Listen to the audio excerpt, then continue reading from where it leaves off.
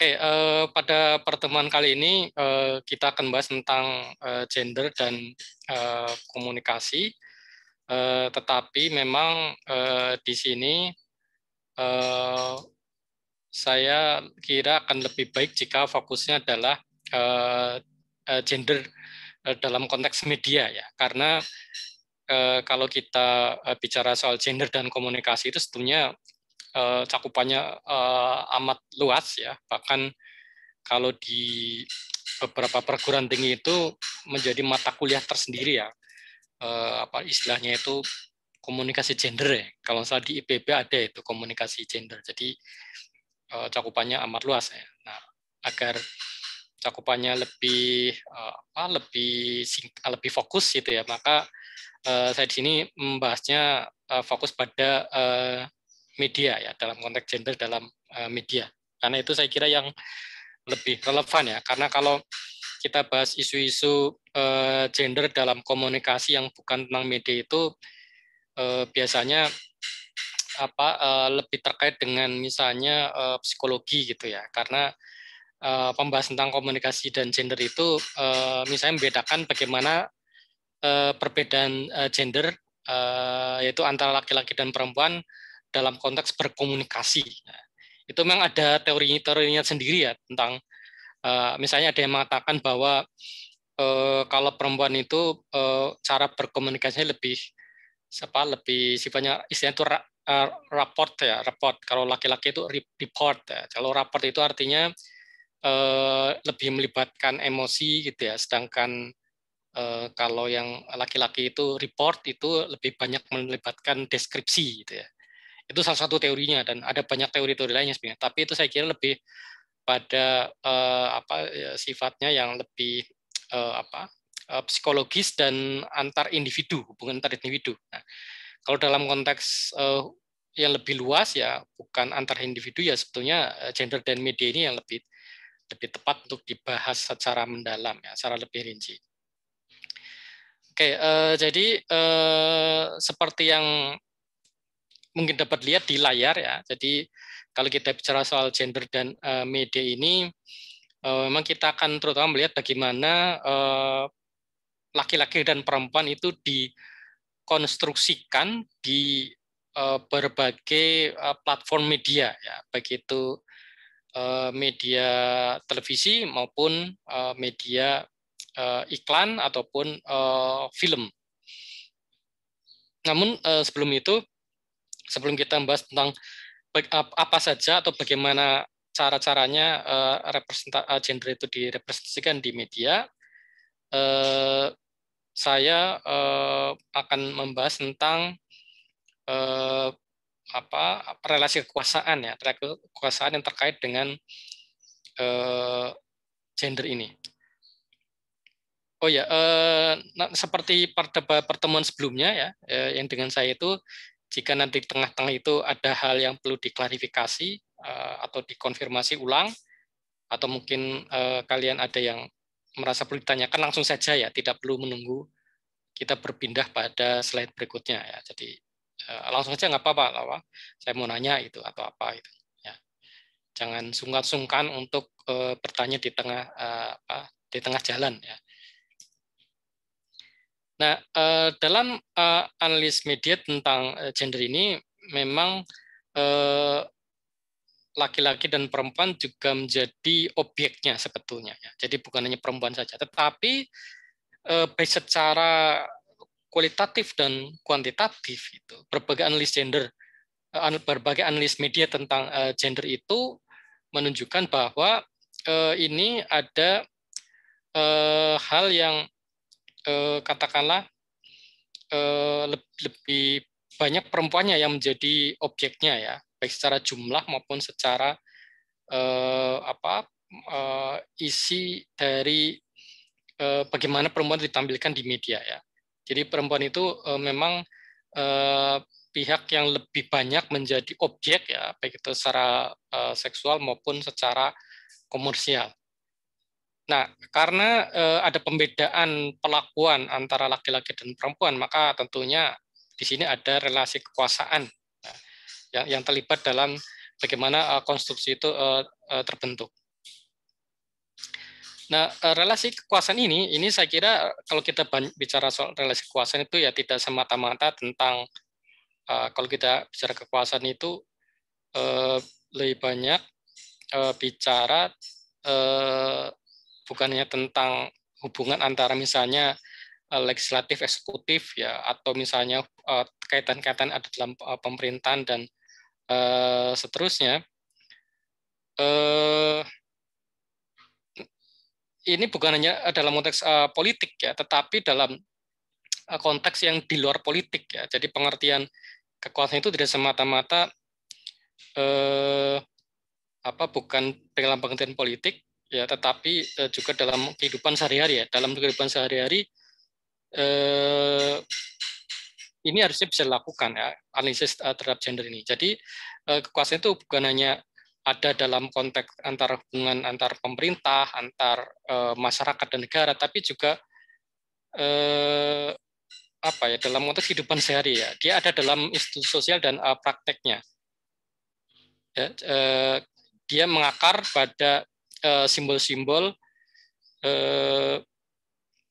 simbol-simbol yang ada dalam kehidupan sehari-hari ya, interaksi sehari-hari itu. Juga pada sistem kepercayaan yang mengidentifikasikan identitas gender ya. Jadi itu juga dari situ juga ada relasi kekuasaan. Nah, tentunya kalau kita bicara sistem kepercayaan ya agama gitu ya. Karena ya kita tahu agama kan juga paling tidak ya menurut interpretasi para pemeluknya itu membedakan perlakuan antara laki-laki dan perempuan misalnya. Sehingga penafsiran yang sifatnya konvensional tentang agama biasanya itu ya menganggap bahwa laki-laki itu lebih penting daripada perempuan. Nah, itu juga saya kira ikut berpengaruh dalam bagaimana gender dikonstruksikan di media. Ya. Budaya memang menjadi sentral dalam analis media ya, khususnya memahami proses simbolisasi dan representasi ya. Jadi ketika kita berusaha untuk memahami analis gender, memang apa yang disebut sebagai budaya memang menjadi sangat penting sifatnya. Nah, karena itu kita mau tidak memang melibatkan apa yang disebut sebagai pendekatan culture studies ya, atau pendekatan studi budaya ya, karena pendekatan itu memang yang paling tepat untuk memahami bagaimana peran kebudayaan dalam menentukan representasi gitu ya.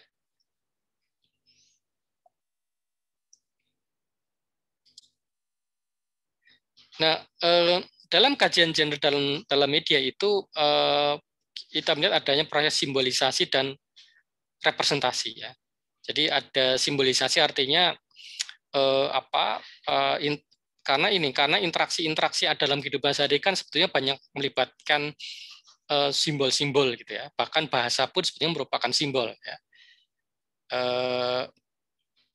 Jadi cara kita berbahasa, cara kita menyapa orang lain gitu ya, cara kita berbicara orang lain itu sebetulnya kan penuh dengan simbol gitu ya. Jadi tidak dapat tetap jadi bukan sesuatu yang sebetulnya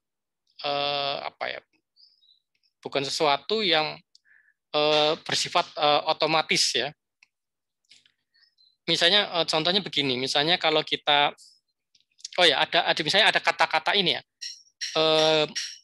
mengamankan. Nah, mungkin kemarin saya kira bukan mungkin ya, saya kira pasti semuanya membaca atau mengikuti berita ya. Misalnya ada media yang misalnya ketika kemarin itu ada penangkapan ya terhadap Munarman ya, Munarman mantan sekjen FPI itu, ada misalnya media yang menulisnya bukan menangkap tapi mengamankan. Nah, dan kadang juga dari pihak penegak hukum juga menggunakan istilah mengamankan. Ya.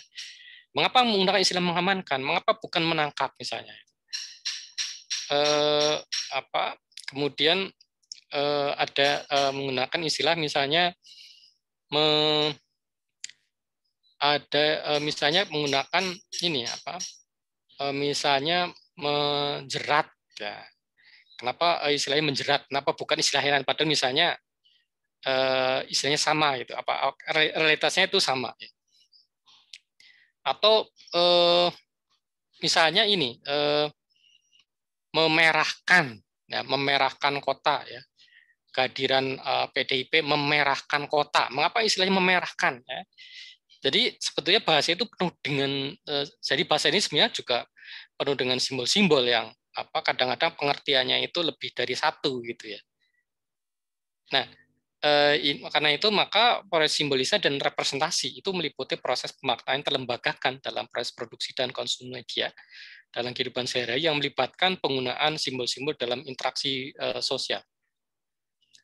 Tadi saya katakan ya istilah memerahkan, mengamankan itu kan ada pemaknaan yang terlembagakan ya. Misalnya kalau kita mengatakan tadi memerahkan ya, kalau kalimatnya seperti tadi saya katakan ya, kehadiran Ketua Umum PDIP memerahkan kota Solo misalnya.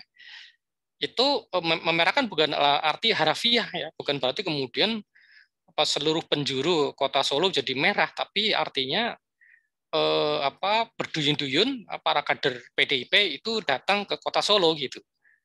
Nah karena ini partai ini identik dengan warna merah, makanya sudah jadi memerahkan ya. Beda kalau misalnya yang datang itu ketua umum Golkar misalnya, tentu istilahnya bukan memerahkan tapi menguningkan, atau ketika yang datang itu ketua umum Partai Demokrat itu membirukan.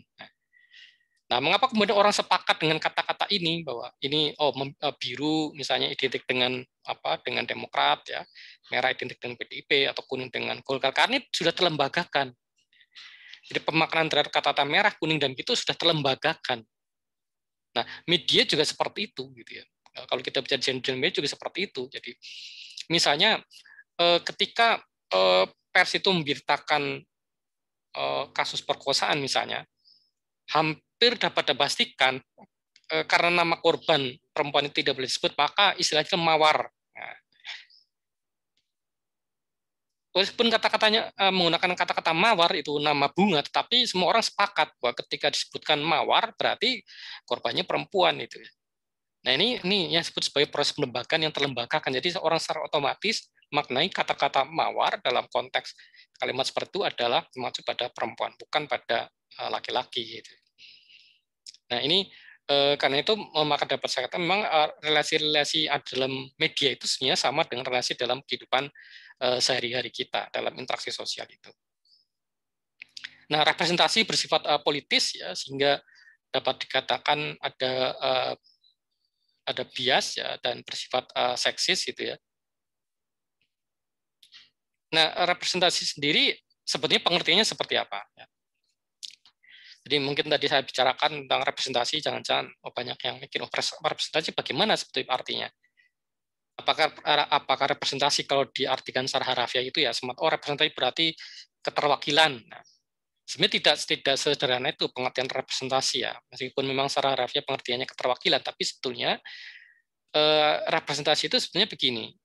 Itu representasi adalah pikiran orang-orang awam terhadap objek, peristiwa dan simbol-simbol tertentu. Itu sebenarnya representasi ya. Jadi ketika kita melihat sebuah objek, maka dalam pikiran kita itu muncul gambaran tentang objek tadi gitu ya. Misalnya kita melihat ya, misalnya nanti kalau siang misalnya lihat objek air kelapa muda ya, air kelapa muda yang seger itu. Nah, ketika kita itu melihat air kelapa muda ya di siang hari ketika orang sedang puasa ya, gambaran ada dalam pikiran kita itu beda kalau misalnya kita melihat itu malam hari, beda lagi kalau kita melihat pagi hari, atau beda lagi kalau kita melihatnya di siang hari tapi bukan sedang puasa gitu ya. Pasti ada perbedaan gitu ya ketika kita melihat air kelapa yang segar ya di siang hari ketika puasa, pasti ada gambaran yang berbeda di pikiran kita ya, bagi yang berpuasa tentunya. Kemudian tadi saya catat ketika kita misalnya melihat tadi apa adegan penangkapan Munarman ya, itu dalam pikiran kita muncul gambaran-gambaran tertentu yang bisa beda antar orang gitu. Ada misalnya, oh ini memang sudah sepantasnya ditangkap seperti itu. Atau misalnya, kok itu semenang-menang sih, kok nggak dipertunjukkan lebih dulu, ini tidak secara sopan-sopan minta datang ke kantor polisi, ya kenapa langsung seperti itu, kenapa matanya ditutup, ya itu representasi seperti itu. Apa yang ada dalam benak pikiran kita ketika kita melihat sesuatu. Ya, ini tadi kita melihat simbol-simbol juga sama, ya. Ketika kita misalnya berapa saat kemarin kita mungkin sekarang masih dilanda mungkin nuansa ada keharuan ya, terhadap misalnya peristiwa tenggelamnya kapal selam. Nah, ketika kita melihat misalnya gambar misalnya yang sering kali ada di media sosial itu para awak kapal itu berbaris ya sebelum mereka itu menyelam. Nah, itu ada ini dalam benak pikiran kita muncul gambaran atau gambaran tertentu ya atau kesan tertentu atau pikiran tertentu. Jadi representasi intinya apa yang ada dalam pikiran kita ketika kita itu melihat segala sesuatu yang ada di sekitar kita, objek, peristiwa pun simbol-simbol. Itu sebenarnya representasi sebenarnya seperti itu. Nah, representasi tidak hanya untuk menyajikan ya, to present ya, untuk membayangkan atau image atau untuk melukiskan to depict, tapi lebih dari itu yaitu pada cara kita maknai objek atau peristiwa yang tergambarkan. Itu sebenarnya representasi ya. Jadi kalau kita bicara representasi bukan hanya menyajikan sesuatu suatu peristiwa, objek dan seterusnya, tapi juga bagaimana kita membayangkan itu gitu ya. Bayangkan peristiwa-peristiwa itu yang dalam pikiran kita atau melukiskan ya, tapi bagaimana cara kita maknai tadi objek, peristiwa dan simbol-simbol tersebut gitu ya. Bagi mereka yang misalnya tidak suka dengan PDIP misalnya, maka berita misalnya Ketua Umum PDIP datang dan memerahkan Kota Solo, wah ini gak suka kita itu. Hanya karena si ibu ketua ini dari partai yang menang pemilu, kemudian kota ini harus dipenuhi dengan simbol-simbol warna merah dan kita tidak suka dengan itu. Ya. Berbeda lagi dengan yang netral dan orang yang memang suka gitu. Jadi cara kita maknai itu berbeda-beda antar orang. Gitu. Jadi itu tentang representasi. Nah karena itu persoalan representasi bagaimana dunia itu dikonstruksikan secara sosial, kemudian disajikan pada kita dan dimaknai oleh kita sendiri gitu ya. Jadi apa yang disebut sebagai representasi bukan hanya ada dalam benak pikiran kita, tapi juga yang ada pada bagaimana orang menyajikan peristiwa tadi gitu, representasi itu. Meskipun peristiwa ini barangkali sama, tapi bagaimana media memberitakan peristiwa itu yang berbeda-beda gitu. Mungkin mudah-mudahan paham ya, kalau belum paham ya diinterupsi saja ya. Jadi bagaimana media itu membentuk dunia sosial dan kemudian menyajikan kepada kita dan kemudian dimaknai oleh kita, itu adalah hal yang dikaji ya, dilihat kalau kita bicara soal representasi ya. Jadi karena media menyajikan peristiwa pada kita ya tadi berbeda-beda ya.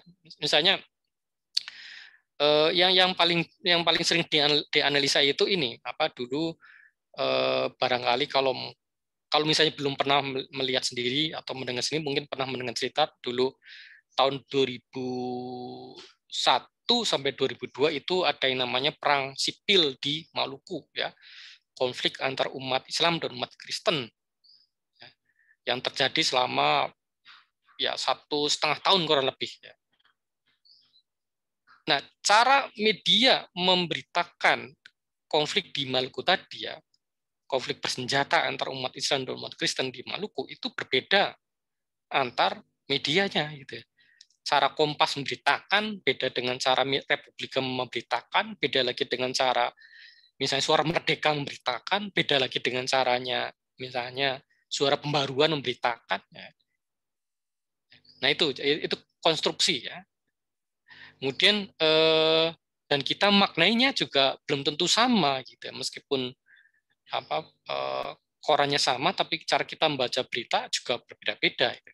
Jadi representasi memang tidak semudah kita maknai sebagai keterwakilan, tapi memang suatu hal yang sebenarnya rumit juga ya. Jadi bagaimana media menyajikan peristiwa, bagaimana kita maknai peristiwa itu adalah suatu hal yang rumit ya, suatu hal yang sebetulnya penuh dengan tadi relasi kekuasaan. Ya, representasi merujuk pada konstruksi segala bentuk media atau media massa terhadap segala aspek realitas atau kenyataan, ya, seperti masyarakat, objek, peristiwa hingga identitas budaya. Ya. Nah, representasi ini berbentuk kata-kata, tulisan, bahkan juga dapat lihat dalam bentuk gambar gerak atau visual. Jadi representasi ini bentuknya kata, tulisan, ya, gambar gerak, ya, atau gambar-gambar itu ya. Jadi bagaimana media mengkonstruksikan realitas itu bentuknya bermacam-macam ya, bisa saja dalam bentuk kata-kata, misalnya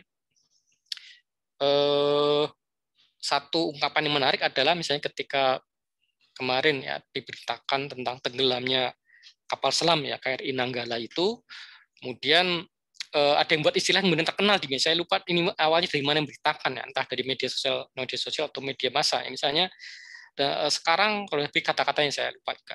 Sekarang awak KRI Nanggala sudah patroli ya, sudah melakukan patroli abadi. Nah, ini kata-kata tapi kuat ya, dampaknya kuat ya. Jadi orang kalau kita misalnya membaca Twitter ya, itu ini menjadi kata-kata yang trending ya, patroli abadi gitu ya.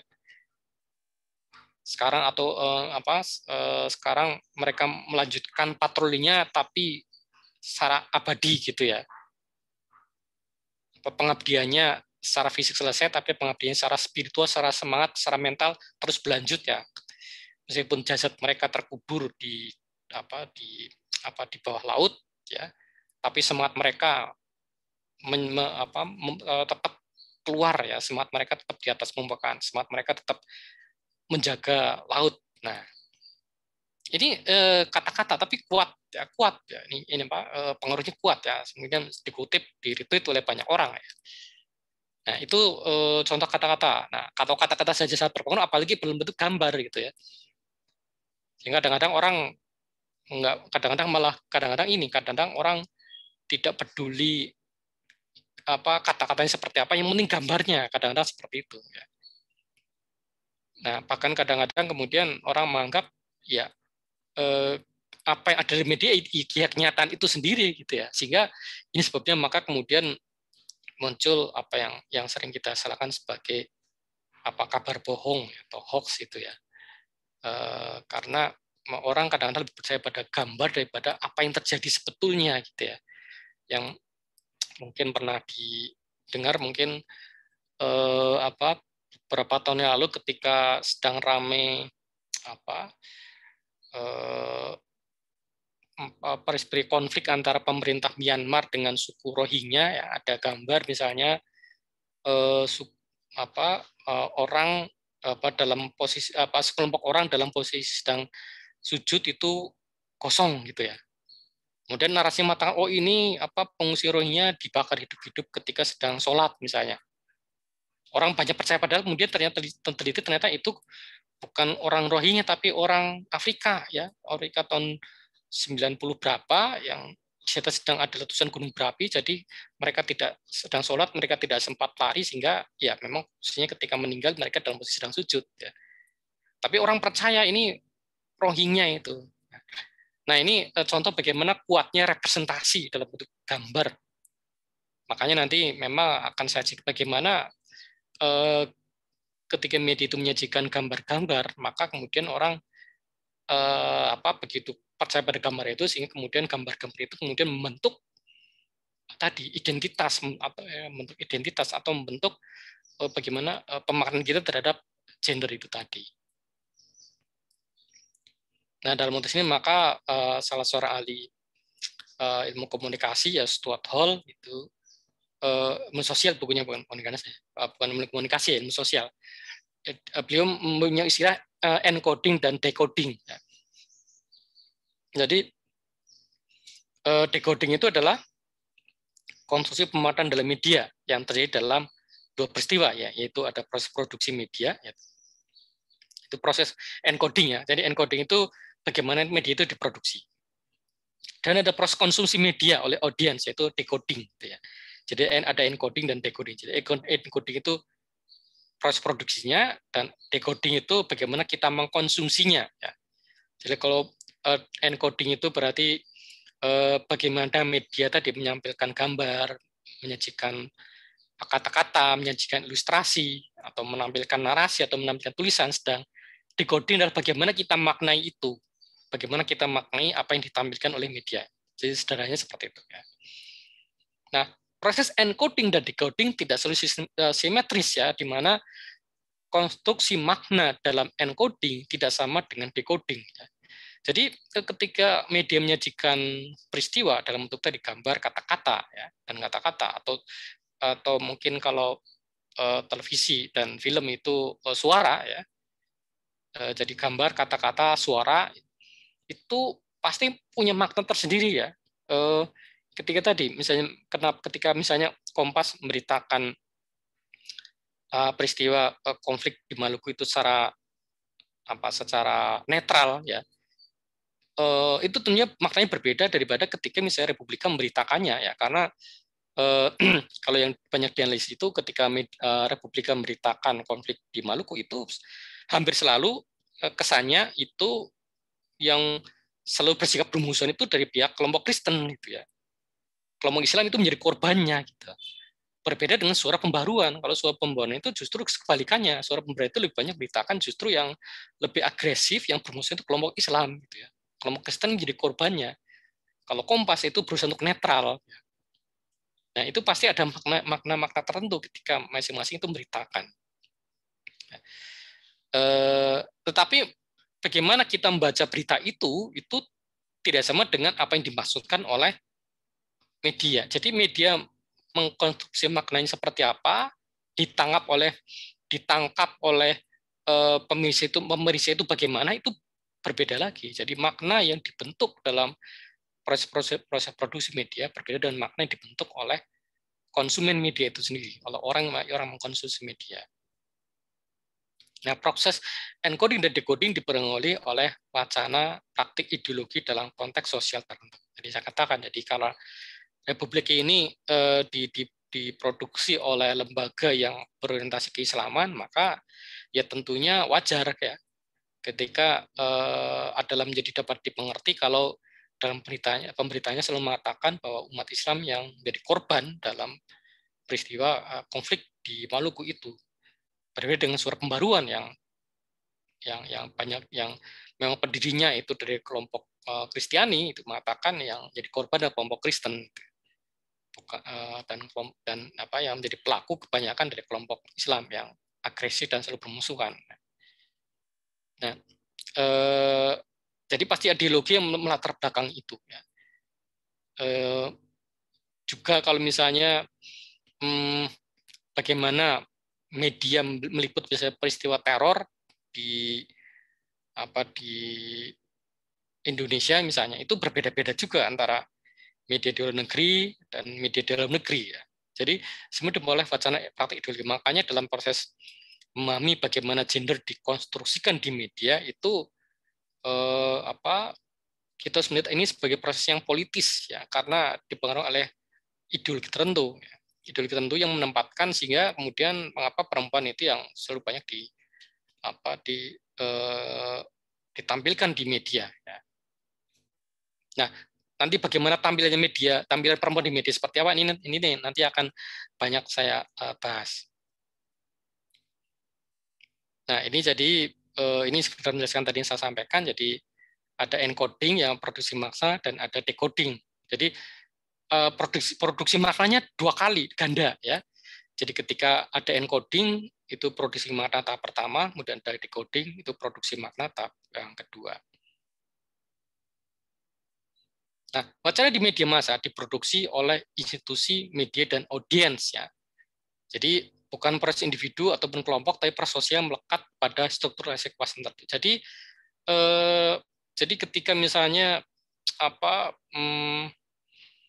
kita misalnya merasa ada hal yang tidak betul di media, ya, kok misalnya kita kok kenapa sih misalnya perempuan selalu ditampilkan secara negatif di media, itu bukan persoalan wartawannya gitu ya.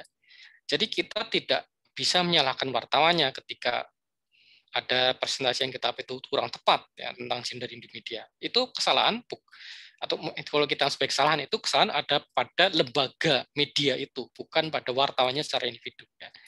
Karena yang kalau kita pahami cara kerja di media kan ini kan memang yang meliput berita ya memang wartawan, tetapi kan di atas wartawan ada yang namanya editor ya, dan di atas editor ada redaksi, di atas redaksi ada ada manajemen, di atas manajemen ada pemilik media ya. Jadi apa yang diproduksi oleh media, wacana yang diproduksi oleh media itu bukan sesuatu yang sifatnya individual, tetapi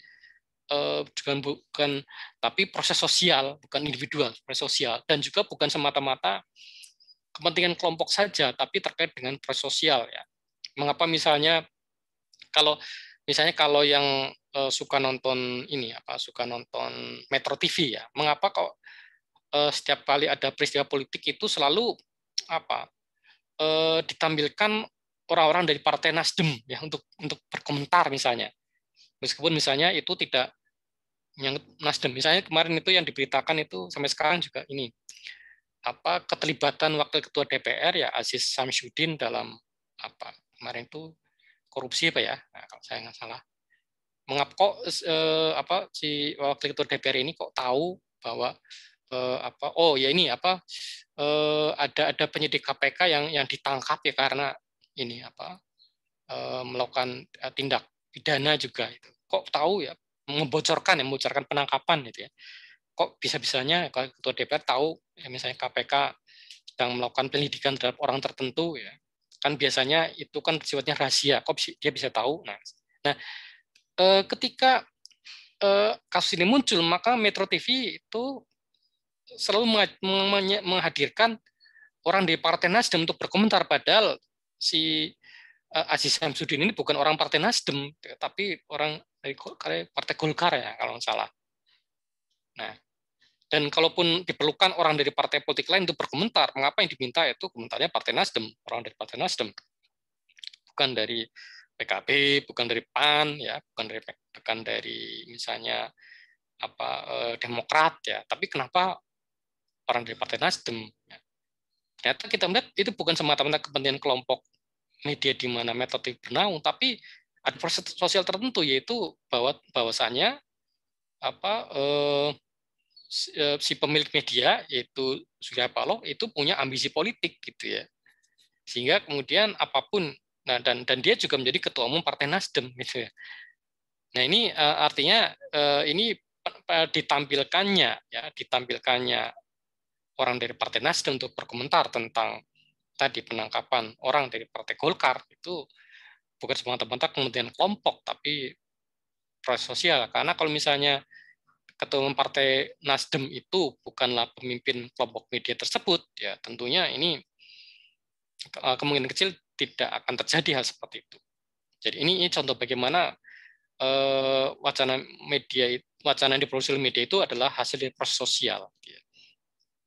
Nah, karena itu ideologi menjadi sentral ya, dalam proses konstruksi media makna ini. Di mana konstruksi pemaknaan dalam kedua proses sosial tersebut ya tadi encoding decoding itu merefleksikan kerja-kerja yang sifatnya ideologis ya. Jadi ketika media melakukan encoding itu ada proses ideologi, ketika kita melakukan decoding ya kita sebagai konsumen media melakukan decoding kita juga ada ideologinya juga. Maka kemudian terjadi apa disebut sebagai negosiasi budaya ya. Jadi proses sosial seperti ini tadi encoding dan decoding itu melibatkan negosiasi budaya, di mana wacana di ideologi tidaklah tunggal dan saling berkompetisi dan juga berkontradiksi ya. Jadi bagaimana kita maknai pemberitaan di media, bagaimana kita memaknai apa yang muncul di televisi, di film itu berbeda dengan apa yang dimaksudkan oleh orang di media mengkonstruksi makna tersebut. Nah, negosiasi dapat terjadi pada beberapa tingkat ya, pada proses produksi, pada level teks, dan pada level resepsi ya. Rasanya dalam arti interpretasi pembaca ya. Jadi proses produksi ini sebenarnya beda-beda juga ya negosiasi itu ya, karena wartawannya kepengen seperti apa, editornya kepengen seperti apa, redaksinya pengen seperti apa, itu kadang-kadang berbeda-beda gitu ya. Jadi tidak sama ya. Seringkali ideologi wartawan, ideologi ada pada wartawan secara individu itu berbeda dengan ideologi dimiliki oleh editornya. Beda juga dengan ideologi dimiliki oleh misalnya pemilik medianya itu sendiri. Kemudian negosiasi dapat juga pada tingkatan pada level teksnya sendiri kadang-kadang juga ada ideologi juga kadang-kadang tidak tunggal gitu ya. Misalnya saya contohkan misalnya ini. Kan ini yang saya teliti ya. Jadi apa tesis S3 itu film ini. Film Ayat-Ayat Cinta itu ya. Yang pertama ya. Mungkin ada yang juga pernah nonton ya. Yang pertama bukan yang kedua ya. Kedua kan baru tahun 2018 ya atau 2019 ya. Kalau yang pertama itu tahun 2008. Nah, dalam film itu pada sampai dengan paruh pertama ya, sampai dengan separuh awal film itu dalam tes S3 ya, dalam disertasi saya itu yang menyebutkan bahwa dalam film itu ada proses yang sifatnya konservatif ya, proses keislaman yang sifatnya konservatif gitu ya. Karena misalnya diajarkan misalnya bahwa kalau menurut hukum Islam itu orang tidak boleh pacaran ya, kemudian perempuan harus selalu ikut keinginan suami dan seterusnya. Tapi pada paruh keduanya atau menjelang bagian akhir itu justru lebih progresif ya. Karena dalam film digambarkan bagaimana yang namanya poligami itu tidak mendatangkan kebahagiaan. Poligami itu mendatangkan kesusahan, mendatangkan hal yang serba tidak enak, serba tidak mengenakan poligami itu. Nah, ini saya katakan sebagai hal yang sifatnya progresif karena wacana poligami itu kan sebetulnya yang membela itu kan kelompok-kelompok yang konservatif gitu ya. Tapi justru dalam film ini ya, ketika tahap pertamanya itu mengembarkan hal yang konservatif, atau keduanya malah lebih progresif gitu ya. Bahwa poligami bukan suatu hal yang ideal, bahkan suatu hal yang terpaksa sifatnya, bukan suatu hal yang bahagia ya. Ini berbeda dengan apa yang dibela oleh kelompok-kelompok konservatif yang selalu mengatakan poligami itu ibadah, poligami itu membahagiakan dan seterusnya. Jadi berbeda-beda, bahkan dalam teks yang sama muncul dua ideologi yang berbeda gitu ya. Nah, apalagi pada level resepsi penerima oleh pembaca juga lain lagi ya. Misalnya ini saya temukan juga ini dari tesis S3 saya ya. Jadi meskipun film itu tadi mengajarkan prinsip misalnya bahwa umat muslim harusnya tidak boleh pacaran, tapi kenyataannya ya orang-orang yang menonton film itu yang saya wawancari mengatakan hampir di antara mereka tidak ada menerapkan prinsip tidak boleh pacaran itu ya. Mereka tetap pacaran juga gitu. Meskipun mereka nonton dan mereka melihat oh ini seperti itu ya prinsip dalam Islam, tapi kenyataannya mereka tetap pacaran itu. Ini contoh bagaimana konsumen media bisa maknai secara berbeda daripada apa yang dimaksud oleh pencipta makna ya, dalam film. Nah, itu contoh dari negosiasi yang saya maksudkan. Nah, sekarang kita spesifik bicara soal bagaimana gender direpresentasikan di media ya, dalam banyak jenis media.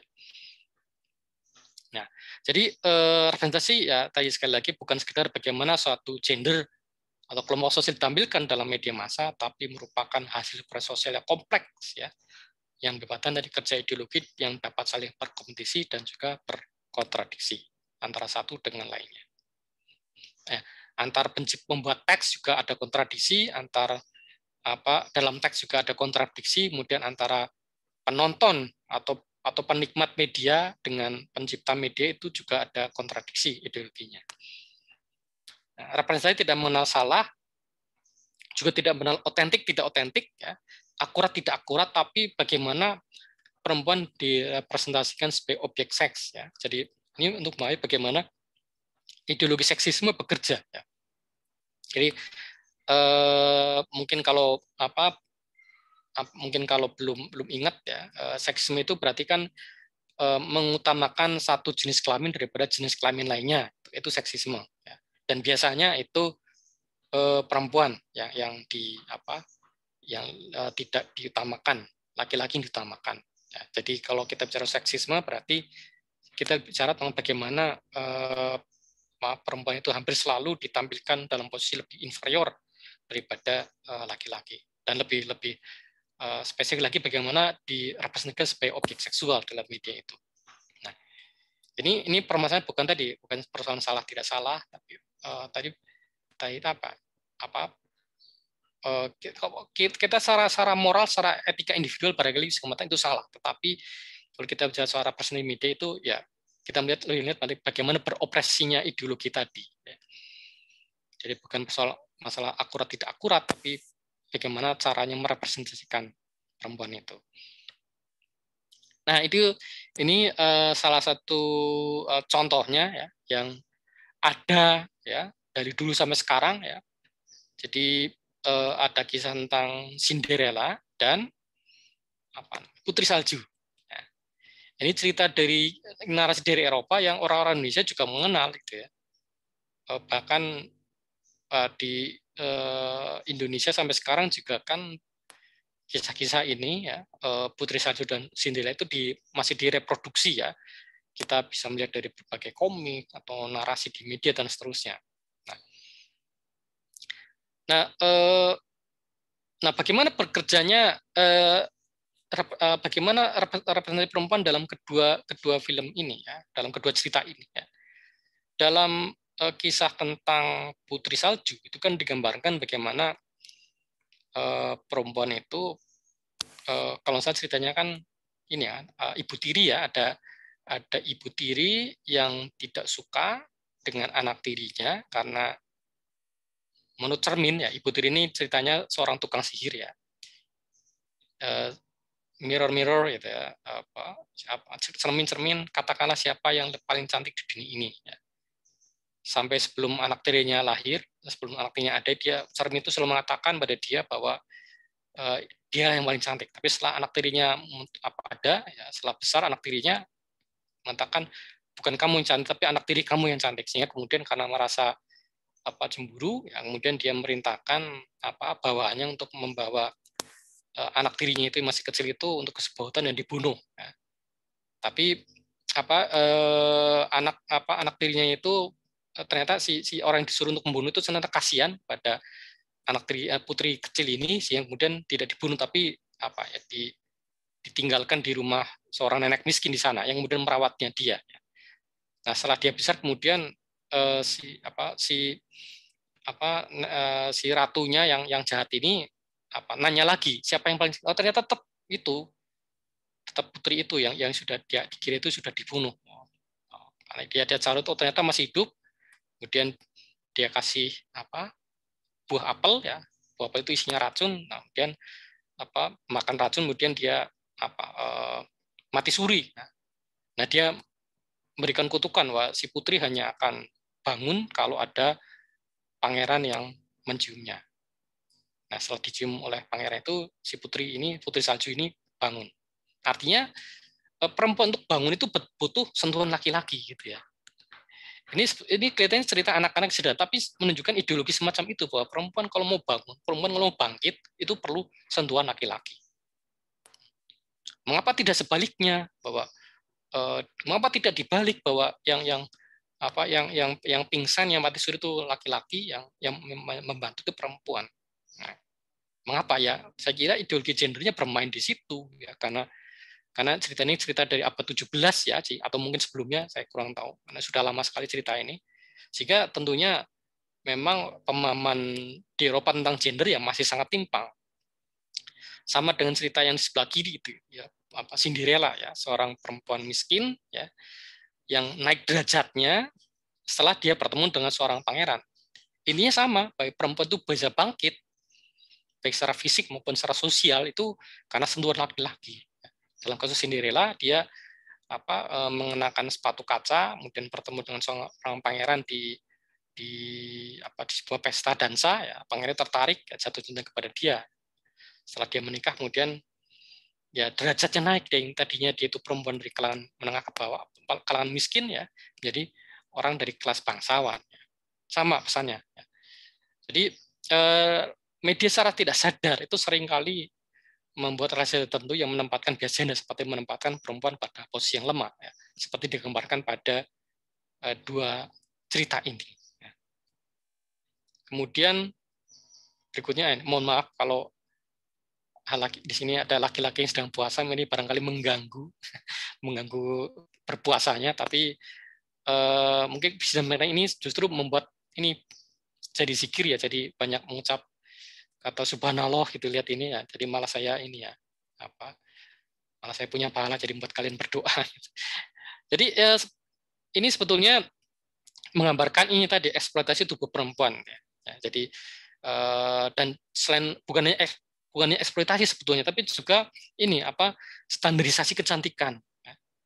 Yang kalau kita di media itu kan yang disebut sebagai perempuan yang cantik itu kan ya yang seperti ini, ya, yang langsing atau bahkan kurus, ya, dan rambut pirang, ya. Sekarang memang sudah lebih beragam, ya. Sekarang kan ada yang namanya oversize model, ya, jadi model perempuan yang tubuhnya besar, atau ada juga model sekarang juga banyak model yang kulitnya tidak lagi semata-mata orang kulit putih, tapi orang kulit hitam, orang kulit coklat, dan macam-macam sekarang. Tapi yang kebanyakan kita lihat itu masih seperti ini sebetulnya, ya. Kalau kita lihat dari macam kompetisi kecantikan masih seperti ini, ya. Jadi ini bukan hanya mengeksploitasi tubuh perempuan, tapi juga ada standarisasi kecantikan bahwa perempuan cantik itu yang langsing atau kurus dengan rambut pirang. Nah, juga di majalah juga masih ada representasi seperti ini. Jadi yang laki-laki ditampilkan tertutup badannya, ya, malah perempuan malah terbuka, ya. Ini padahal dari majalah yang sama, ya, majalah Go British, ya. Saya lupa ini terbitannya sama atau tidak, ya. Oh, terbitan yang berbeda, ya, edisinya berbeda, ya, tapi dari majalah yang sama, ya. Jadi ketika menampilkan Woman of the Year itu perempuan dalam kondisi telanjang, ya, tapi ketika menampilkan Artist of the Year yang laki-laki itu malah tertutup pakaiannya, gitu, ya. Kalau mau telanjang, mengapa dua-duanya tidak telanjang? Kalau tertutup, mengapa dua-duanya tidak tertutup? Nah, ini yang disebut sebagai tadi eksploitasi eksploitasi tubuh yang tidak setara, gitu, ya. Meskipun sekarang, ya, kalau sekarang, ya, laki-laki juga dieksploitasi, ya, tapi kalau bicara secara kuantitatif, ya, itu ada beberapa studi yang menyebutkan, ya, sampai sekarang masih kecenderungannya masih banyak mengeksploitasi tubuh perempuan. Karena mengapa? Karena konsumen dari majalah ini, ya, memang laki-laki. Tapi kalaupun konsumen majalah ini laki-laki dan perempuan, ya, masih ada anggapan, ya, saat tersirat ada anggapan bahwa laki-laki ini yang punya uang, sehingga karena dia yang punya uang atau dia menentukan bagaimana uang itu dikeluarkan, maka yang bisa menentukan majalah ini dibeli atau tidak beli adalah laki-laki. Sehingga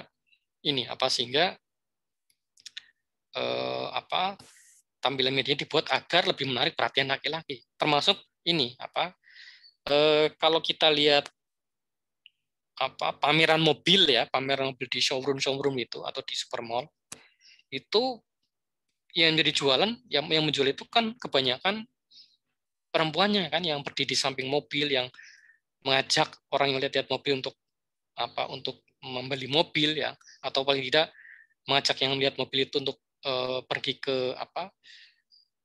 ke salesman-nya itu sendiri atau salesperson-nya sendiri, itu perempuan itu, ya.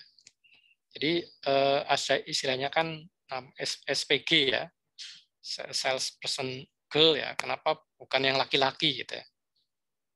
Nah, ini contoh representasi yang tidak setara ini. Nah, ini sama. Ini kalau saya tidak keliru dari satu majalah untuk laki-laki sebetulnya. Ya. Nah ini saya lupa artikelnya, tapi kalau tidak salah isinya artikelnya sebetulnya ini, sebetulnya tentang cara memasak yang sehat sebetulnya.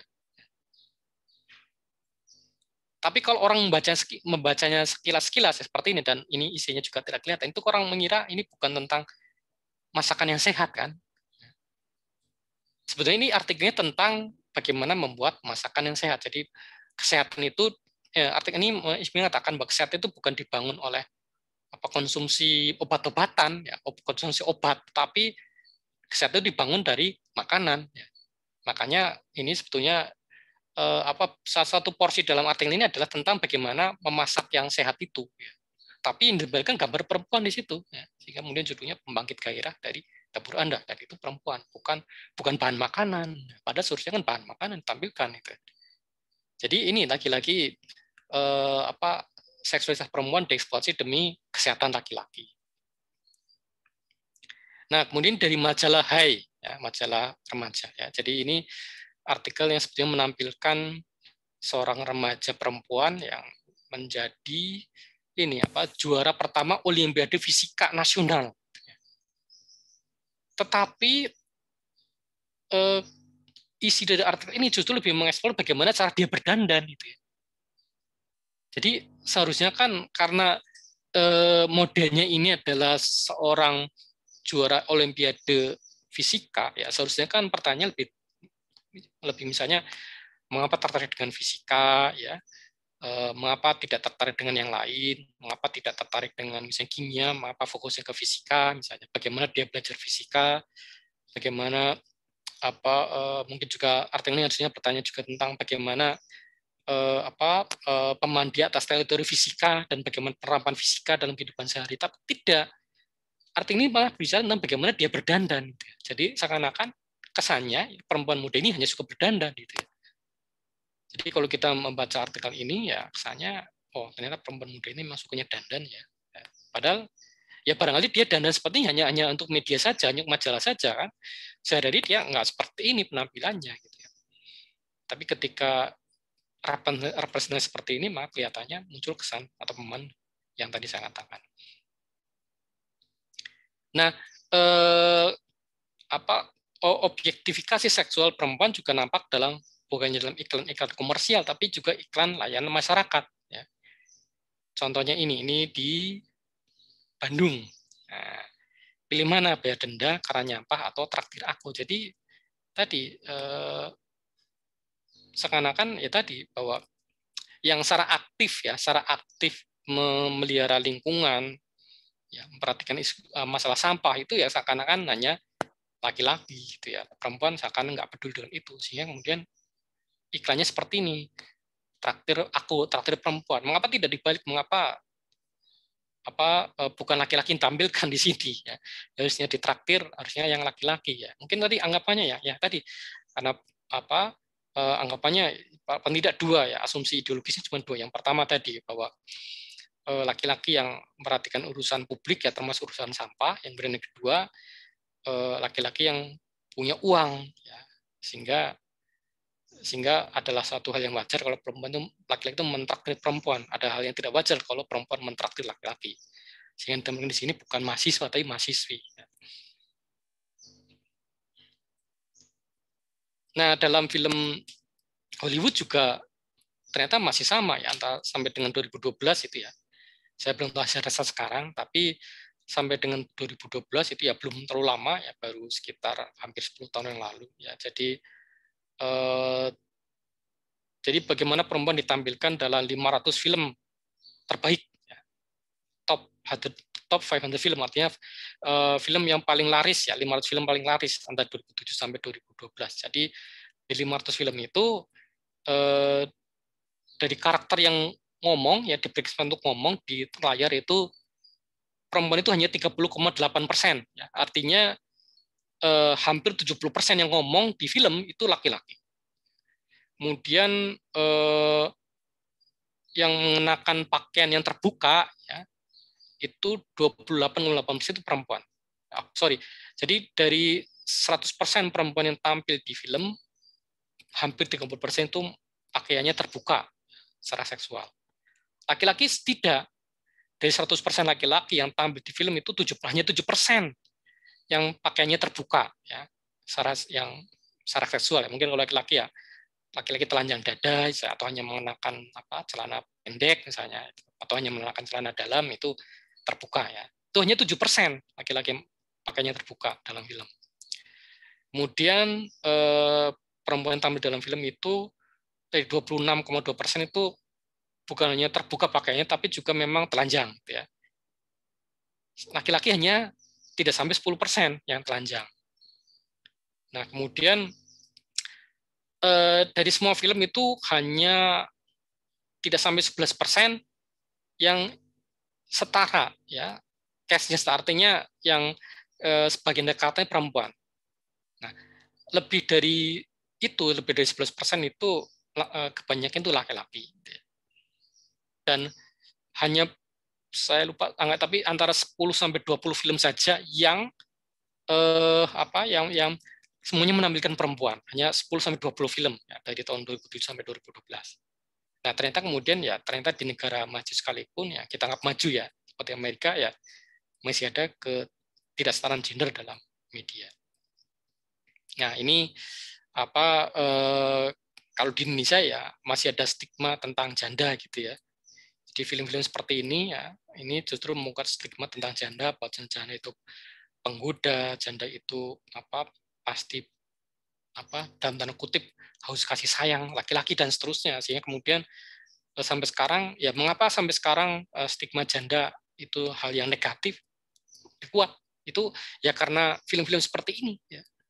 Karena film seperti ini, maka kemudian sampai sekarang ya stigma orang tentang janda ya masih negatif sifatnya. Nah, ini satu contoh, ya, contoh lainnya dalam sebuah film yang bergenre perang atau fiksi sejarah, ya. Ini cerita sebetulnya tentang Raja Arthur di Inggris, ya, King Arthur, yang terkenal, ya, entah itu mitos atau tidak mitos, ya, tapi ada cerita zaman dulu ada King Arthur yang menyatukan Inggris, ya, menyatukan Britania Raya. Karena sebetulnya kan Inggris itu dulunya itu kan ada banyak kerajaan. Nah, yang bisa menyatukan itu adalah Raja Arthur ini, yang didampingi oleh permaisurinya yaitu Ratu Guinevere. Memang di satu sisi memang ini ada satu hal yang positif, yaitu Ratu Guinevere itu bukan hanya sekedar ratu, tapi juga seorang petarung, juga seorang prajurit juga, ya. Tapi masalahnya si ratu ini ditampilkan perang itu dalam pakaiannya terbuka. Padahal kalau ada yang pernah nonton filmnya itu ini film ini banyak settingnya musim dingin, sehingga di mana-mana salju. Tapi anehnya karakter perempuannya justru pakainya terbuka, padahal musim salju. Nah, yang laki-laki pakainya tertutup. Jadi lagi-lagi ini bentuk eksploitasi juga, eksploitasi tubuh perempuan. Nah, hampir sama dengan tadi, jadi sebetulnya tadi secara implisit juga ada. Jadi apakah memang ketika perempuan itu menjadi jagoan atau petarung atau pejuang atau prajurit atau tokoh utama, itu kenapa harus ditampilkan seperti laki-laki, gitu ya. Dalam film Tomb Raider yang dulu, ya, ini tampilannya ya tampilan seperti laki-laki, ya, si Lara Croft ini, ya, dengan otot yang kekar, ya, dengan badan kekar, dengan berotot, gitu. Gayanya juga gaya seperti laki-laki, gitu. Ini memang agak beda dengan Tomb Raider yang beberapa tahun yang lalu, ya. Perannya bukan lagi dimainkan oleh Angelina Jolie, ya. Nah, tapi kalau yang dulu itu seperti ini, jadi karakter perempuan jagoannya ya tampilkan secara fisik seperti laki-laki. Nah, dan saya melihatkan satu iklan yang sudah lama tapi penting untuk ditampilkan.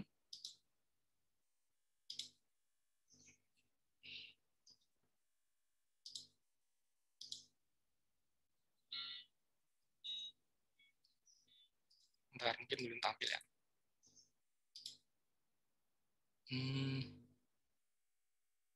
New share. Okay. Nah.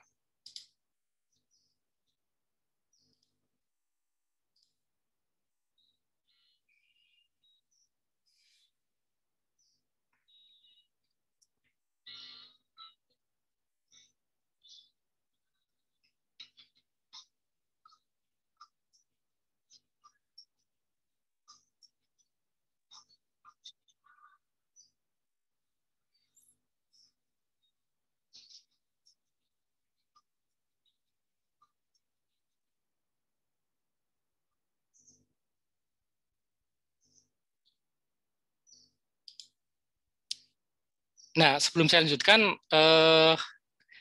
kalau kalian melihat iklan ini, kira-kira apa yang kesan yang terbayang atau bagaimana pendapat kalian terhadap iklan tadi?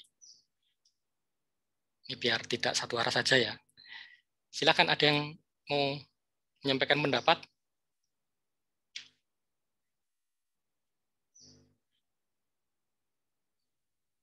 Lux ya. Itu justru saya melihat itu bahwa dengan iklan perempuan itu sebagai media untuk eksploitasi sebagai daya tarik pada kaum laki-laki bila dibandingkan dengan kaum laki-laki sebagai model untuk iklan sabun katakanlah misalkan Haji Bolot yang menjadi Ya, ya, ya. iklan. Nah, itu Ya. tentunya itu akan menjadi sebuah hambatan tersendiri ya, dan dari sini tuh kita bisa melihat bahwa dengan mengeksploitasi tubuh wanita yang cantik mulus seperti apa yang katakan oleh Mbak Maria itu akan lebih menarik ya, lebih menarik sebagai daya tarik tersendiri. Saya kira itu, Pak. Oh iya, makasih Pak Febri. Silakan, ada yang lain punya pendapat lain? Kalau menurut gimana, Mas Doni, gimana Mas Doni? Ini kurang lebih sangatan dengan saya dulu, Mas Doni. Gimana? Ya, Pak. Ya, gimana Mas Doni? Kalau saya melihatnya untuk iklan sabun ini cenderung kepada produk kecantikan yang diperuntukkan untuk wanita gitu, tetapi yang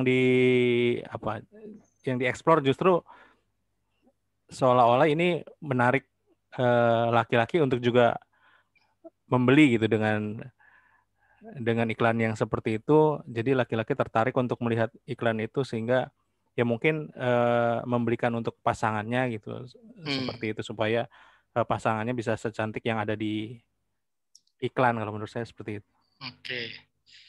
Ada yang lain? Mbak Khairin misalnya?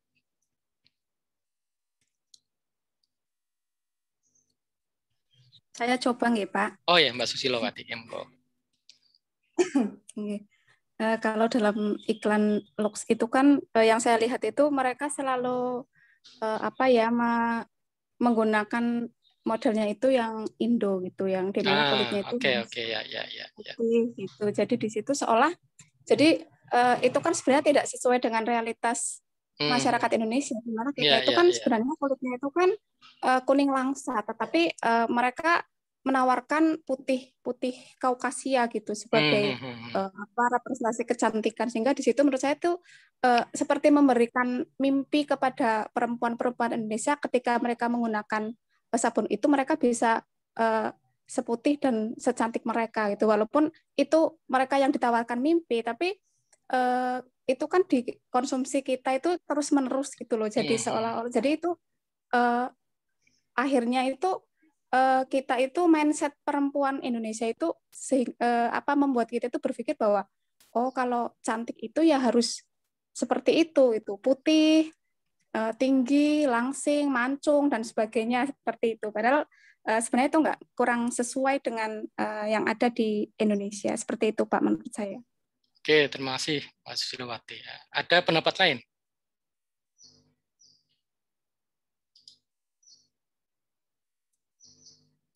Oke, jadi ini memang betul tadi dikatakan oleh Mbak Irin. Jadi memang kita melihat di sini kan ada dua model itu ya.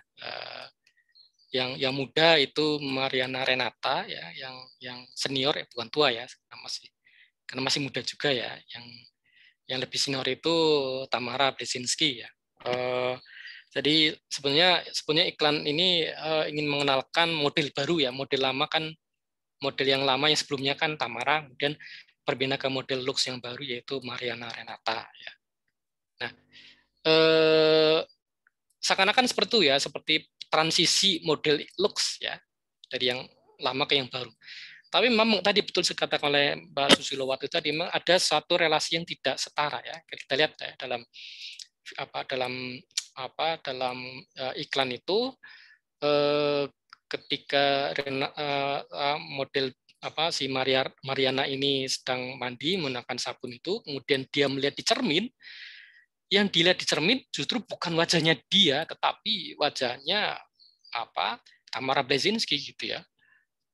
Ya biasanya kan kalau kita dicermin itu kan sesuatu yang menurut kita lebih ideal. Jadi kita atau dikatakan oleh Mbak Silwati, kita melihat diri kita yang ideal itu seperti apa di cermin itu. Jadi kita mengharapkan akan melihat sesuatu yang ideal di cermin. Nah, ternyata yang dilihat di cermin itu bukan tubuh kita sendiri, tapi tubuh orang lain, ya. Tamara Blazinski. Ya. Jadi problemnya sama dengan tadi soal kontes kecantikan tadi gitu ya. Jadi yang standar kecantikan Kaukasia tadi betul kata Mbak Susilowati ya. Yang tinggi kulitnya terang ya. Kemudian ya pokoknya fitur orang Kaukasia. Orang Kaukasia itu yang orang-orang ini ya, kebanyakan orang-orang Eropa itu kan istilah rasnya kan Kaukasia.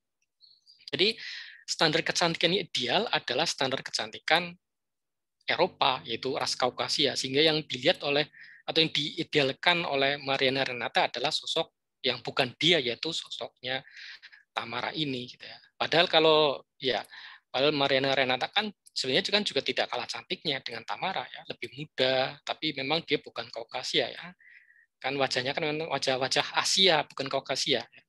Ya, kalau dia keturunan Manado ya, ada keturunan Manadonya. Ya. Ketika kemudian ada bunyi klakson, ya dia sadar, ya kembali lagi berkenyataan. Ternyata kenyataannya ya seperti ini. Artinya itu betul tadi kata Mbak Susilawati, perempuan dari ras yang non Kaukasia mengidealkan tubuh perempuan yang Kaukasia ya. Artinya standar kecantikan Kaukasia, betul tadi. Yang putih tadi gitu ya. Apalagi sabunnya kan ingin memutihkan, artinya ada anggapan bahwa sabun itu akan memutihkan. Jadi ini ada satu buku yang sangat bagus oleh tulis teman saya yang mengatakan bahwa ada ideologi whitening ya. Jadi ideologi memutihkan, seakan ras kulit putih adalah ras yang murni, ras yang sempurna di dunia ini. Jadi memang terkait antara rasisme, kolonialisme dengan representasi gender gitu ya. Nah, mengapa kita merasa seperti itu? Mengapa orang kita yang non Kaukasia menganggap bahwa yang Kaukasia lebih ideal, lebih sempurna? Ya karena persoalan kolonialisme sebetulnya. Kalau kita tidak pernah dijajah oleh ras Kaukasia, itu kan tidak akan muncul seperti ini. Artinya ini juga representasi gender ya terkait dengan bukannya persoalan seksisme, tapi juga persoalan kolonialisme. Kita merasa lebih inferior daripada orang-orang kulit putih. Ya. Kita pakai kulit putih, kita pakai ini ya, pakai tanda baca ya, karena kalau kulit putih beneran ngalah bukan Kaukasia tapi orang albino ya, yang kulit putih itu sebetulnya. Jadi memang iklan ini menandakan adanya persoalan representasi gender yang juga ada problem etnisitas, rasisme, dan juga kolonialisme. Nah, ini juga sistemnya di media sosial ya, yang ternyata ditunjukkan oleh orang yang selama ini banyak dipuja-puja ya. Ada orang kan, beliau ini kan, wah sosok yang sempurna ya, bahkan dia bilang cocok jadi calon presiden tahun 2024 ya. Ternyata dia juga menunjukkan kecenderungan seksisme gitu ya. Ini salah satu tweetnya ya ketika masih jadi wali kota ya. Untuk kerja bakti akbar besok Minggu, mohon para mujang gelis dan Mahmud menyiapkan makanan atau cemilan untuk yang kerja bakti. Karena hidup adalah udunan. Ya. Jadi seakan-akan Mahmud itu mamah muda ya, dia Mahmud. Mahmud muda. Ya. Kalau di Australia itu banyak kan malah bukan Mahmud, tapi Marem ya. Marem, mamah remaja, karena banyak remaja yang sudah hamil ya, sudah punya anak, jadi bukan Mahmud lagi, Marem ya, mamah remaja. Nah ini tweet ini mengesankan dia seksis ya, ujaran sifatnya seksis malah menurut saya, memang karena seakan-akan tadi kerjanya perempuan yang menyimpan makanan itu ya, menyimpan makanan dan melayani kerja bakti. Yang kerja bakti ya laki-laki gitu. Jadi tadi seakan-akan perempuan hanya melayani laki-laki. Jadi seksisme di media sosial yang ditunjukkan oleh sosok yang katanya ideal ya seperti beliau ini. Namun tadi meskipun demikian ya, tadi saya katakan ideologi itu tidak dominan. Ideologi itu ada kompetisi ideologi ya. Artinya ideologi seksisme, ideologi patriarki ya yang ada di media massa itu ternyata ada tandingannya juga ya. di media juga muncul tandingannya, ada ideologi yang non patriarki ya. Nah, ini dalam film mungkin yang pernah lihat film seri The Hunger Games ya. Nah, sosok perempuan jagoan di Hunger Games itu kan juga dia tidak kelihatan seperti laki-laki kan. Dia tidak ditampilkan berotot ya, dia tidak ditampilkan maskulin ya, tetapi tetap perempuan, cuman jagoan gitu ya. Jadi ini sosok utamanya namanya Katniss ya, ini sosok karakter feminis ya, seorang gadis muda yang mampu menghidupi ibu dan adiknya sejak usianya 11 tahun ya. Jadi sejak umur 11 tahun dia sudah harus menghidupi ibu dan adiknya. Mereka tidak butuh laki-laki dewasa. Bukan berarti mereka mengabaikan laki-laki dewasa, bukan berarti mereka benci laki-laki dewasa, tapi tidak harus bahwa yang menghidupi keluarga itu tidak harus laki-laki dewasa, tapi gadis muda juga bisa, seperti cowok Katniss ini. Dan dia berani menentang penindasan dari kalangan kapitalis. Gitu ya. Kalau saya cerita nanti agak terlalu lama ya, jelas cerita.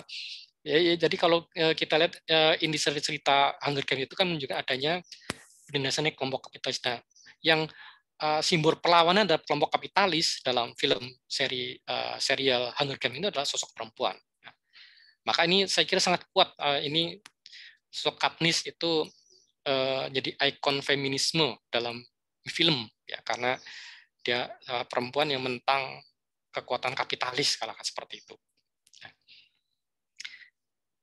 Nah, hal yang berbeda, hal yang kurang lebih sama juga ditunjukkan ini sosok perempuan ini. Ya, mungkin ini film yang agak lama ya, Bridget Jones' Diary, ini juga satu seri sendiri. Jadi dalam film ini Bridget Jones ditampilkan sebagai perempuan yang tidak ideal ya, karena dia ditampilkan ini perempuan yang bertubuh gemuk, kemudian dia itu ceroboh ya. Ceroboh artinya misalnya naruh barang itu sering jatuh ya, kalau jalan itu sering kesandung kayak gitulah ceroboh ya.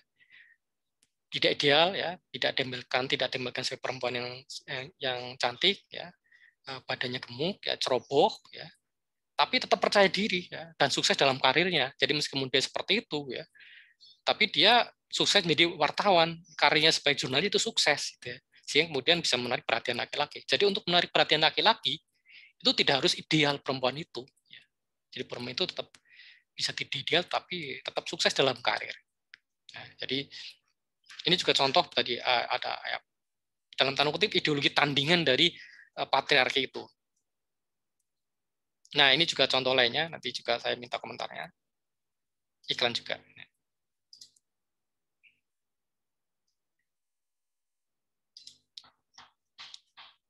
Saya share yang ini.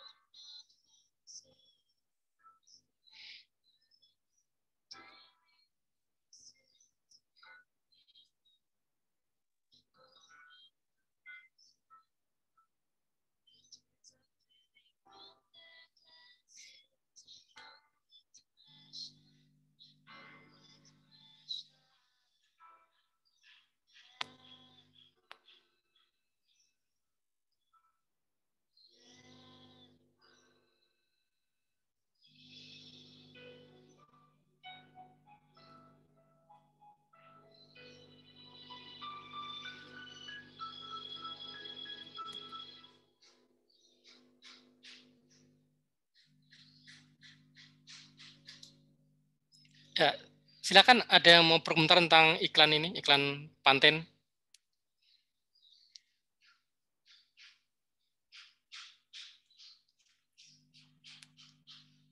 Silakan Mbak Hairin yang tadi belum komentar.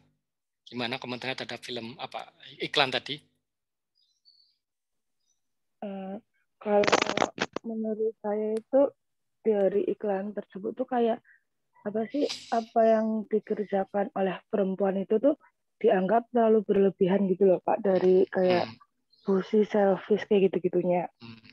Sementara kalau yang dilakukan laki-laki itu dianggap kayak itu pekerjaannya benar, terus bagus, terus nggak terlalu berlebihan seperti itu Pak. Iya, makasih. Ada pendapat lainnya? Mas Wahyu? Ya Pak, Ya, kalau silakan. saya melihat iklan itu kan ada beberapa tayangan menunjukkan bahwa laki-laki perempuan bekerja di tempat yang bagus, kemudian pakaian bagus, perfect, seperti menunjukkan kesuksesan seorang itu. Kemudian perempuan adalah wanita karier. Dan dalam iklan itu adalah iklan rambut Pantene ya Pak. Jadi itu untuk merepresentasikan bahwa dengan memakai sampo itu, ya berarti yang memakai sampo itu adalah orang-orang yang sukses, yang karirnya bagus, itu juga menjadi hal daya tarik oleh konsumen untuk memakai produk itu. Selain rambutnya juga bagus, karirnya juga bagus, dan di tempat yang di kota ya, jadi ini juga bisa daya tarik juga untuk orang-orang desa untuk memakai sampo itu. Mungkin demikian Pak. Oke, ada pendapat lainnya?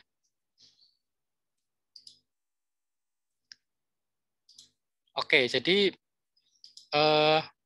memang seperti itu ya. Jadi saya kira apa yang tadi disampaikan sudah betul. Jadi ketika perempuan itu tampil di forum ya, pidato ya, dia dalam itu pushy. Ya. Pushy itu memaksa, mendorong, memaksa ya. Tapi kalau laki-laki yang pidato itu persuasif. Ya, kan beda antara pushy dan persuasif. Persuasif itu artinya apa? Bisa menghimbau, ya bisa membangkitkan semangat, tapi tidak memaksa ya. Antara pushy dan persuasif kan beda. Ya. Pushy itu ya kesannya negatif, terlalu memaksa. Kalau laki-laki persuasif. Kemudian ketika perempuan itu menjadi pimpinan di kantor itu bosi ya, sok jadi atasan ya. Laki-laki tidak. Ketika laki-laki itu kerja sampai malam, tidak dianggap itu penuh dedikasi ya. Kalau perempuan itu selfish, kalau kerja sampai malam itu artinya hanya memikirkan kepentingan diri sendiri. Kalau laki-laki itu berangkat kerja pagi-pagi itu smooth, tapi kalau perempuan itu berangkat kerja pagi-pagi itu show off, katanya pamer. Jadi kalau perempuan karir itu pamer, laki-laki suatu hal yang wajar kalau berangkat kerja itu. Ya. Jadi itu memang ada label-label dikenakan oleh perempuan, ya. Label-label negatif dikenakan kepada perempuan yang berkarir. Ya. Jadi perempuan yang kerja sampai malam itu artinya dia betul selfish, ya tidak memikirkan keluarga.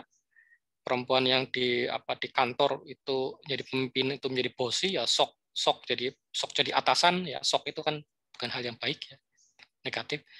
Perempuan yang berkarir itu juga pamer, ya perempuan yang berkarir itu pushy, memaksa orang. Laki-laki tidak mengalami label-label negatif itu. Ya. Jadi juga merupakan bentuk representasi gender ya. Jadi ini problem yang dialami perempuan dan yang dialami di tempat kerja ya. Ada double standar ya di tempat kerja. Ya, para pria dalam stylean jasnya disebut sebagai bos, tapi perempuan pakai seragam kerja bosi. Antara bos dan bosi juga kan maknanya beda ya. Ketika pidato labelnya persuasif, laki-laki perempuan memaksa, ayah bekerja sampai telat itu dedikasi, ibu bekerja telat ya sampai malam itu egois ya. Tapi pada akhir video ini ya di layar itu muncul kata-kata ya, don't let label hold you back ya, jangan biarkan label menghambat Anda. Jadilah kuat dan bersinar ya seperti Pantene. Ya. Ini saya kira sangat menarik ya karena iklan ya yang awalnya hanya dianggap sebagai tadi melakukan komersialisasi, komodifikasi, hanya sebagai sarana untuk jualan, ternyata juga bisa jadi dalam tanda kutip pemberdayaan gitu ya. Tadi dengan adanya berbagai macam label tadi, jangan biarkan label itu menghambat Anda, menghambat kalian ya. Jangan biarkan label-label itu, label-label pushy, show off, bossy, self itu menghambat perempuan. Tetaplah bersinar, tetaplah kuat menghadapi label-label tadi. Jadi menurut saya ini ya termasuk iklan pemberdayaan perempuan, paling tidak pemberdayaan dari segi mental ya, bagaimana perempuan dikuatkan secara mental agar kuat menghadapi label-label negatif seperti itu yang ada di tempat kerja. Ya, jadilah kuat dan bersinar meskipun ini semboyannya Pantene tapi juga dapat dilakukan ya. Jadi itu saya kira ini menarik memang iklan ini ya iklan Pantene di Filipina. Nah ini contoh perempuan dapat menggugat keadilan bahkan dalam lembaga agama ya. dalam film Perempuan Berkalung Sorban ya tahun 2008 itu digambarkan bagaimana dalam sebuah pesantren ini ada ketidakadilan ya dialami oleh para santri perempuan. Nah, tapi mereka tidak hanya diam, tapi juga bisa menggugat ketidakadilan itu. Jadi bahkan ketika ketidakadilan terjadi dalam lembaga agama, perempuan bisa menggugatnya. Gitu ya. Memang meskipun film ini dianggap itu kontroversial memang ya karena ada anggapan ini si sutradara tidak pernah riset ya di pesantren tidak pernah seperti itu. Di pesantren itu tidak pernah ada gambaran yang terlalu bersebelah ya. Ada di film itu digambarkan kiai itu begitu seperti kiai itu terlalu otoriter digambarkannya dalam film sehingga banyak protes terhadap film ini sebetulnya. Tetapi saya melihat intisarinya adalah perempuan itu bisa kuat ya, perempuan itu bisa melawan ketidakadilan di lembaga apapun termasuk dalam lembaga agama ya. Meskipun ya saya sini juga punya banyak kritik dalam film ini, tapi saya melihat sisi positifnya tadi bahwa perempuan dimaksudkan bisa kuat, bisa menggugat ketidakadilan dalam lembaga sosial, termasuk dalam lembaga agama sekalipun. Gitu ya. Nah ini juga dua film yang saya kaji dalam tesis S3 ya. Jadi banyak orang mengatakan kedua film yang menggambarkan ajaran agama yang sifatnya konservatif, gitu ya. Karena ayat cinta misalnya menggambarkan tentang poligami yang tentunya lebih menguntungkan laki-laki daripada perempuan.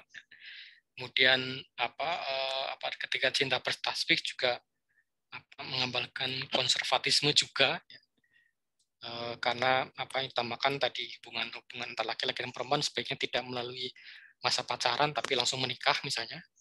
Tapi saya melihat ini kedua tokoh utama itu tampilkan sebagai perempuan yang karakternya kuat ya. Artinya misalnya dalam ayat cinta ya sosok Aisyah ya yang diperankan oleh Rianti itu ya perempuan ya mahasiswi asing keturunan Jerman dan Turki yang cerdas, cantik dan kaya raya ya. Latar belakangnya ya sebagai bahkan dia yang sebetulnya minta agar dia dinikahi. Ya. Jadi artinya sebetulnya yang kalau melihat kronologisnya sebetulnya dia yang melamar, bukan sosok Fahrinya ya yang melamar, tapi justru dia yang mengajukan lamaran ya. Jadi artinya perempuan itu kuat ya, artinya posisinya dalam agama kuat ya. Sedangkan dalam film Ketika Cinta Bertasbih ini tokoh utamanya seorang perempuan yang belajar di S2 di Al-Azhar ya, dan yang dia pelajari di Al-Azhar itu bukan ilmu-ilmu yang biasanya dipelajari perempuan, tapi ilmu syariah, ilmu hukum agama ya. Biasanya kalau di Indonesia kan perempuan belajar di universitas agama ya, perpisahan agama itu kan belajarnya tentang tarbiyah ya, tentang pendidikan dan juga tentang ini biasanya tentang komunikasi atau dakwah ya. Tapi di sini dia belajarnya syariah ya. Dan di Indonesia jarang itu perempuan yang belajar syariah itu jarang. Mahasiswa saya ngajar juga di IAIN di Purwokerto ya. Jadi mahasiswa di Fakultas Syariah yang perempuan itu lebih sedikit daripada di fakultas-fakultas lainnya karena jarang. Nah, di sini juga, tapi di sini ditampilkan bagaimana dia bahkan sampai dengan S2 belajar syariahnya itu ya. Dan dia bahkan ketika dilamar mengajukan syarat agar lamarannya diterima. Jadi perempuan boleh menolak lamaran laki-laki ya. Meskipun dia mengajukan dari orang tua.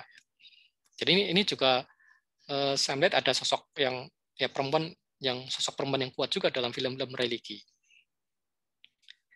Nah, kemudian yang terakhir ingin saya bahas tentang bagaimana perempuan direpresentasikan dalam film-film arus utama ya. Ini karena memang saya fokusnya pada film, memang lebih banyak saya bahas tentang film ya. Bukan tentang iklan ya. Jadi ada beberapa kategori representasi perempuan dalam film-film arus utama ya. Ada namanya fetisisme ya. Fetisisme itu artinya mencitrakan perempuan sebagai makhluk yang aman, dapat dinikmati dan tidak mengancam. Sehingga ini dalam kategori yang fetisisme itu terlihat dari adegan-adegan dalam film yang memusatkan pada bagian-bagian tubuh perempuan. Ini saya kira sudah banyak contohnya ya, bagaimana film-film itu mengeksploitasi bagian-bagian tubuh perempuan, terutama kalau film-film barat gitu ya. Kemudian yang kedua adalah apa yang disebut sebagai voyeurisme. Nah, ini yang agak jarang dibahas ya. Jadi mencitrakan perempuan sebagai objek tontonan utama. Ya, jadi tontonan utamanya perempuan, ya, artinya karakter utamanya, karakter jagoannya perempuan. Nah, Tapi bukan berarti bukan berarti tidak ada seksisme, karena perempuan ditampilkan sebagai sosok utama justru agar kita memahami misterinya. Jadi tampilkan sebagai sosok. Jadi biasanya ketika perempuan ditampilkan sebagai sosok jagoan itu perempuan yang misterius, ya. Jadi penonton itu dianggap itu semuanya laki-laki yang ingin menyelidiki, memahami misterinya agar dapat diketahui dan dinilaikan oleh subjek kekuasaan laki-laki. Ya. Misalnya, nah ini film ini Kill Bill, ya, volume 1 dan 2 ya. Ini sebenarnya cerita tentang perempuan jagoan ya. Ya, dia mahir pedang ya, ahli membela diri yang dia itu ingin membalas dendam terhadap orang-orang yang pernah membunuh dirinya ya. Jadi dia pernah diserang hampir mati, tapi sebenarnya tidak mati ya. Dia cuma sekarat saja. Kemudian dia bisa bangkit kembali, kemudian sembuh, kemudian membalas dendam pada orang-orang yang ingin membunuhnya, tapi gagal ya. Tapi mereka berhasil membunuh suaminya. Ya. Diceritakan suaminya tewas, dia tidak tewas ya. Dia dikira mati saja tapi tidak mati. Nah, dia tampilkan sosok perempuan yang misterius. Jadi dalam film ini digambarkan bagaimana dia sosok perempuan yang misterius yang kemudian dia ada anggapan bahwa penonton itu kebanyakan laki-laki dan dia itu ingin tahu tentang misteri dia. Nah, ingin tahunya agar bisa dikendalikan gitu ya. Adegan film ini juga memperlihatkan bagaimana musuh-musuhnya laki-laki itu menyelidiki kehidupan dia ingin agar bisa mengendalikan dia. Ini contoh voyeurisme. Kemudian satu lagi adalah kategori ini mungkin agak panjang ya, pengalih perhatian homoerotisme laki-laki. Ya. Jadi ketika penonton laki-laki mengidentifikasi dengan bintang laki-laki, maka diperlukan perempuan sebagai pengalih perhatian. Nah, contohnya adalah ini. Ya, jadi ini adalah pengalihan dari homoerotisme karena sosok laki-laki ini film lama juga ini, film Baywatch tahun 90-an awal ini awalnya yang tampil hanya sosok laki-laki ini ya. Jadi awalnya hanya sosoknya ini Mitch namanya, diperankan oleh David Hasselhoff dan hanya ada satu sosok perempuan. Sosok laki-laki ditampilkan sebagai sosok laki-laki yang seksi, yang ganteng, badannya bagus sehingga kemudian ada kesan ini nanti penonton laki-lakinya suka dengan sama laki-laki, sukanya dengan tokoh laki-laki ini bukan dengan perempuan, sehingga kemudian diciptakan sosok perempuan lainnya yang banyak itu yang ya rata-rata cantik ya seksi dan tampilkan selalu bagian terbuka ya memang namanya pantai kan selalu terbuka ya, sehingga ini pengalih perhatian perempuan itu agar tidak terjadi apa disebut sebagai homoerotisme, penonton laki-laki menyukai karakter laki-laki ya. Jadi ternyata di Amerika juga masih ada nuansa konservatifnya ya, paling tidak sampai dengan tahun 90-an itu masih ada upaya untuk mencegah agar tidak terjadi homoerotisme, agar tidak terjadi tidak terjadi fenomena di mana penonton laki-laki sukanya dengan karakter laki-laki. Jadi agar mengalihkan perhatian itu, maka kemudian dibentuklah atau diciptakanlah sosok-sosok perempuan yang banyak. Nah, artinya dalam media itu kesimpulannya adalah perempuan dihasilkan sebagai tontonan untuk pandangan laki-laki, ya. Perempuan bersifat sebagai objek narasi dan menunjukkan sikap pasif, ya. Dari berbagai kajian menunjukkan ya kebanyakan film itu masih menunjukkan perempuan sebagai sosok yang pasif. Ya. Bukannya film, tapi juga media secara umum juga seperti itu. Ya. Bukannya film, tapi iklan, kemudian pemberitaan di media massa itu juga menunjukkan hal yang sama, yaitu perempuan sebagai objek narasi dan menunjukkan sikap yang pasif. Dalam perfilman ya perempuan dipaksa untuk selalu mematuhi norma-norma patriarki ya tadi pasif, kemudian selalu berpakaian terbuka ya bahkan mengikuti standar kecantikan Kaukasia dan seterusnya. Nah, sekarang bagaimana agar tercipta kesetaraan gender di media ya. Jadi media punya potensi besar untuk mempromosikan kemajuan perempuan dan kesetaraan perempuan dan laki-laki ya. Caranya adalah menggambarkan laki-laki dan perempuan secara non-stereotip, ya, tidak menggunakan label-label tadi, dengan cara yang beragam dan seimbang dan dengan menghormati martabat dan layaknya pribadi manusia. Ya. Kemudian pada media massa perlu lebih banyak lawatan perempuan karena saat ini itu jumlah persentase wartawan perempuan itu hanya sekitar 37% ya, di seluruh dunia itu. Ya, jadi yang 63% itu laki-laki. Nah, perlu lebih banyak perempuan sebagai teknisi media ya. Tadi bekerja di media itu perlu lebih banyak lagi ya. Karena sampai sekarang yang kerja dalam industri perfilman itu lebih banyak laki-laki daripada perempuan. Yang kerja sebagai editor film, yang kerja sebagai kameramen itu kebanyakan laki-laki ya. Pasti cara pandangnya beda. Kalau yang megang kamera itu perempuan, pasti cara pandangnya beda. Ya, jumlah saudara perempuan juga masih lebih sedikit daripada jumlah saudara laki-laki. Ya. Jadi perlu lebih banyak perempuan sebagai teknisi media. Ya. Karena memang perkembangan teknologi memang saat ini lebih menguntungkan laki-laki ya, karena sifat teknologi yang selalu harus update dan seterusnya. Dan kemudian kadang-kadang butuhkan kerja fisik itu ya memang kadang-kadang lebih menguntungkan laki-laki. Sehingga perempuan perlu banyak didorong atau diberi kesempatan untuk banyak yang menjadi teknisi di media. Jadi perempuan itu bukan menjadi wartawan, tapi jadi teknisi juga. Nah, juga barangkali perlu lebih banyak perempuan di dalam struktur industri media, ya, baik sebagai manajer, direktur, atau CEO, dan juga dalam birokrasi. Ya, dalam birokrasi juga perlu diperbanyak sosok perempuan. Jadi, saya kira itu yang dapat saya sampaikan. Barangkali ada yang mau ditanyakan dari apa yang saya sampaikan.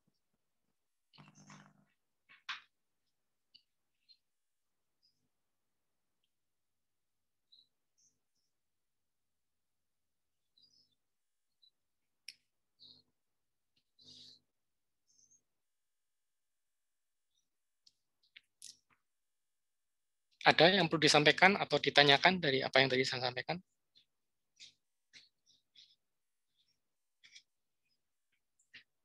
Atau dianggap sudah cukup? Sementara sudah cukup, Pak. Oke. Di Eldiru sudah saya bikin fitur diskusi. Jadi kalau misalnya kemudian muncul pertanyaan, ya silakan nanti ditulis di fitur diskusi di Eldiru itu. Nanti akan saya balas secepat yang saya bisa. Kalau dianggap cukup, ya kita cukupkan di sini. Ya,